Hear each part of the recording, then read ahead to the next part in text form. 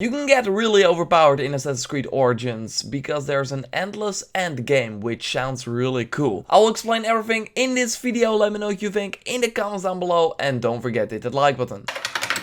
So as you might know, Assassin's Creed Origins is not an open world action game like the previous Assassin's Creed games, but an open world action RPG with loot, a max level and a skill system. And when you hit that max level of level 40, progressing your character is not over. Every weapon and every outfit piece has a level requirement, and the max level requirement is also 40.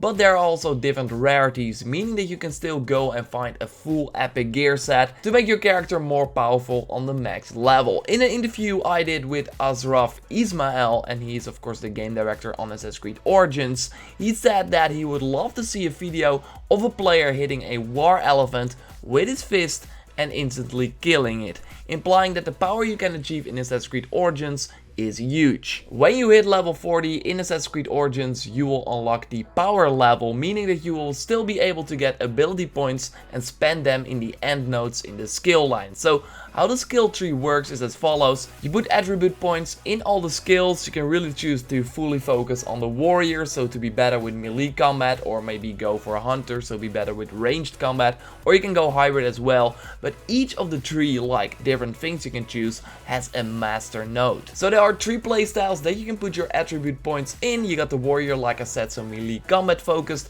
Hunter is more ranged and stealth combat focused. And you have the seer, and that one is more for the use of tools and traps. If you got a ton of attribute points and put them in a lot of skills, you get to the master node, as you see right now on the screen. And for the seer, that master node is increase the damage of all your tools by 1%. For the hunter, it is increase the damage of all your bows by 1%. And for the warrior, the 1% damage increase is for all your melee weapons. But what's interesting about this master node is that, because of course it's a master node, so only getting 1% extra damage is not really that good. But you can just keep putting points into that, so in the end maybe reach 100% damage increase or even more. So when you hit level 40, you unlock the power level, meaning that you will keep unlocking new attribute points, and that way you can keep upgrading the master node, so to then in the end become a super overpowered player. So apart from the fact that you can keep upgrading your master node, keep getting a 1% damage increase, the gear you find can also be increased. So finding the most powerful gear in the game is not the end. You can still increase the attributes probably via crafting. So